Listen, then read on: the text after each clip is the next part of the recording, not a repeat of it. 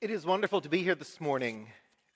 Extra wonderful because during the week we wondered fleetingly if we would have a house or not.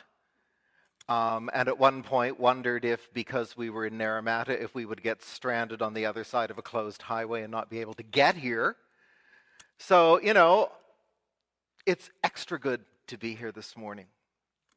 And as an aside, I got to tell you, if you're ever on the verge of evacuation, it is amazing the number of people in this church who will send you a text or an email saying, "We have a spare room." Thank you to all of you.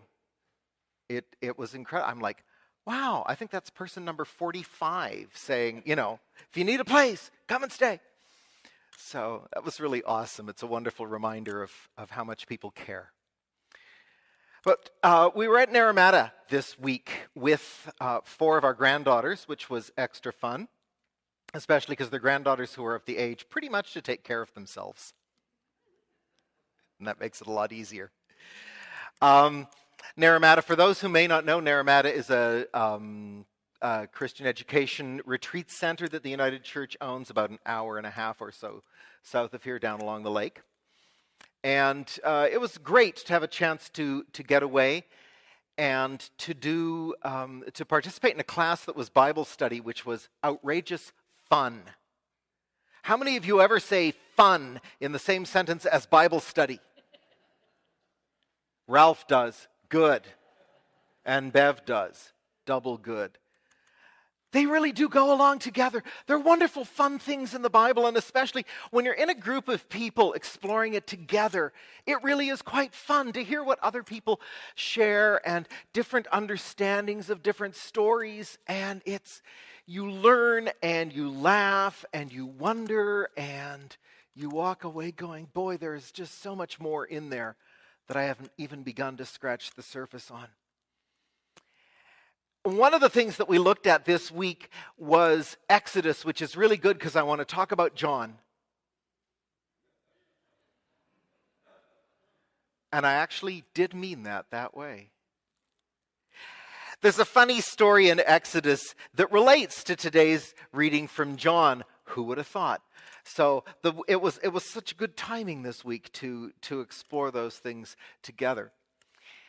The story of John, the Gospel of John is an interesting one. John, in his stories, often repeats stories that other Gospels have, which is why you might have noticed we have a story of the feeding of some 20,000 people. Right? It's 5,000 men plus probably 5,000 women plus probably at least 10,000 kids. Probably actually more like 20,000 kids. So it's a huge group of people, probably an outrageously inflated number. Just, kind of like the fish that expand with the story. But it's a retelling. This story appears in all of the Gospels. You might have noticed at the tail end of it, there was a retelling of another story, because we had that one just a few weeks ago, right? The disciples and Jesus in a boat in a storm. John's retelling them, but John retells them a little differently. And he gives them a little different flavor. And one of the things he does is he retells this long story about feeding a massive crowd of people as a setup for the last few verses. It's really quite intriguing. The two go together for John. He wants us to read this story and explore this story about Jesus getting the people to respond to a need. All right, it is a miracle story that the feeding happens, but it's probably not a miracle because, just like in Bewitched, Jesus wiggles his nose and a bunch of little loaves of bread and a couple of fish suddenly transform into this huge mountain of food. It's possible, but it's doubtful. What's far more likely, and this version, in fact, gives us a clue to it, right? At the beginning, they bring in a small boy. We've got, even if we don't have 30,000 people, even if we've only got a few hundred and it looks like 30,000, we have a lot of people sitting there wondering when the food is coming. It's sort of like a hostile crowd at a church supper, that's supposed to start at 5:30 and at 5:45 we haven't put out all the potluck dishes yet. People get almost violent. Okay, maybe not. But people get anxious for food. So you imagine you have this huge crowd of people and they're sitting there and they're going, it's getting on dinner time. There should be some food somewhere.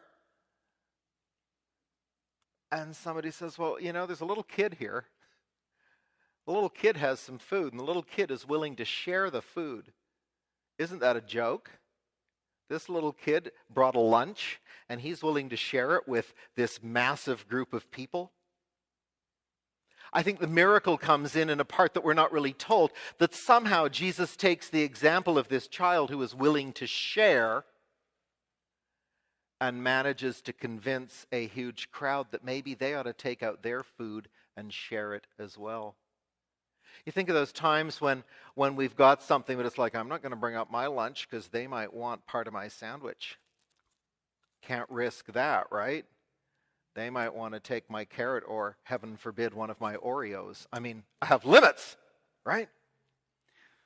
So it's a miracle story. It's a miracle story that somehow Jesus gets us to break out of our shells and to share with one another. And there's all sorts of other symbolism in there, but I want to get to the end of it.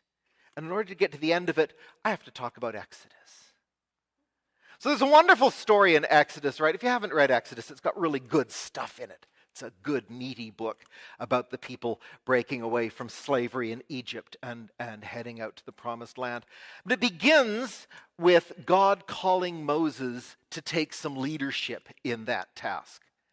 And it happens when Moses encounters this bizarre bush that's burning, but it isn't burning.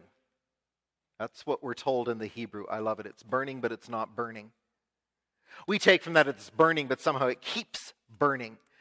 But Hebrew has an interesting way of saying things. So in any event, Moses is fascinated by this odd bush, and he approaches it. And when he approaches it, he discovers that God is going to talk to him through this bush. And God says, you know what, Moses, I've been thinking, I don't like the way my people are being treated. I would like you to go and lead them into freedom. And Moses, who has been in Egypt and knows what it's like, immediately thinks, I'm not going to do that. That's risky. I will not survive that. So he comes up with a good response, and he says, God, I can't because I stutter. He figures that ought to let him off the hook. And God says, that's not a problem. You can provide the leadership, and I'll have your brother do the talking. And Moses thinks, okay, that hasn't worked. So he finally sort of reluctantly says, yes, okay, God, I'll do this. But there's a big problem. If I go back and I say to everybody, God talked to me, they will get a little suspect. And they'll want to know your name, God. And I'll have to give them a name. So what is your name? Because they're all going to want to know. First question out of their lips. Who spoke to you? And God says to Moses, I don't have a name. Because I'm the only God there is, so I don't really need a name. Just tell them God. And Moses says, he pushes it, and he says, no, God, they're going to need a name. I have to take a name, or I'm not going to do this.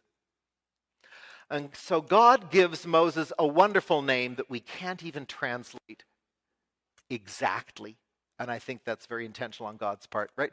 God never likes to answer things with a quick little yes or no answer. God always gives you a big answer that's got 5,812 questions in it. And so God says Yahweh, which is a Hebrew word that we think we pronounce correctly. We're not even 100% sure. But it's interesting because it's a verb.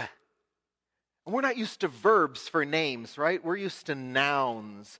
Verbs are, as everybody remembers because you all studied grammar so well in school, verbs are action words, right? Verbs are doing words. Words like running and giving and sharing and taking and dancing and whatever. Those are verbs. And God says, my name is a verb because I'm a doing God. I'm an active God. And the verb that he gives can be translated in three wonderful ways. One of them is, I am what I am. It's almost as if God is saying, I'm not going to really give you a name, Moses. I am. Okay, that's all you're getting. Another way to translate it is, I will be what I will be, which is kind of neat, but very similar. Or the third one, which I really like. Now, a lot of scholars aren't crazy about it, although they will all generally admit that it's just as legitimate a translation. So there's no reason why we can't go with it. And it's as if God says, I will be what tomorrow demands. Or another way, I will be what you will need. Isn't that interesting? That's what God says God's name is. I will be what you will need. And that's the piece that relates to John. Now, we did something else while we were in Naramata. We took the granddaughters to the Whibbit thing. Anyone who's younger knows what a Whibbit is. The rest of you are going, what the heck is that? It's a big inflatable games platform. I haven't actually been on it because I was too cheap to pay for me to go out there. But it's this big inflated thing. There's one here in Kelowna and one in Peachland and one down in Penticton. And kids go out and have an absolute blast on the thing. And it's got a slide into the water and it's got a mountain you can climb up and all this other stuff. So we took the girls to this and they're having a ball out there. And then along comes the lightning. And the lightning hit the lake. Why it didn't go for the tallest thing, which lightning usually likes to do, nobody really knows, because if it did, it would have gone for the mountain part of the Whibbit, and it wouldn't have been pretty. But the lightning hit the lake, and immediately they called everybody in. There's like 200 kids out there, and they're like shouting on a bullhorn, get in here now. And as we're driving away from the lake after they've dried off and stuff, and we're going to have some dinner, we're noticing smoke coming out behind the mountains, behind Summerland, that quickly. And on the way home, we see smoke behind Naramata and smoke over behind Peachland. And we're realizing this lightning has caused some fires. And that was Tuesday night. Wednesday night, after hearing the news reports all day, we went over to Wharf Park to look out across the lake, and with binoculars could see that the fire was really, really, really close to where we live. I'm pleased to say not close enough. But at that point, close enough for you to have a little bit of thinking of, oh, we're here, we're safe, family's safe. The house really is just a box full of stuff because it may have just gone up in flames. And that's a funny feeling.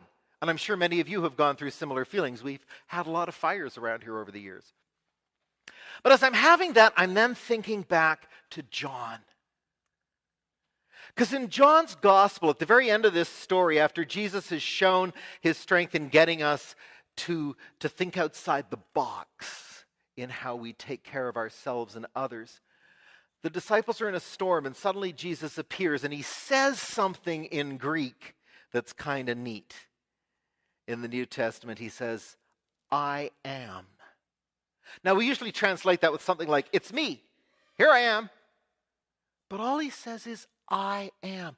Just like that burning bush back in Exodus. Just like God said. It's as if Jesus is showing up to the disciples and saying, I am here. I am who I am. I will be what I will be. I am here because I will be what you need.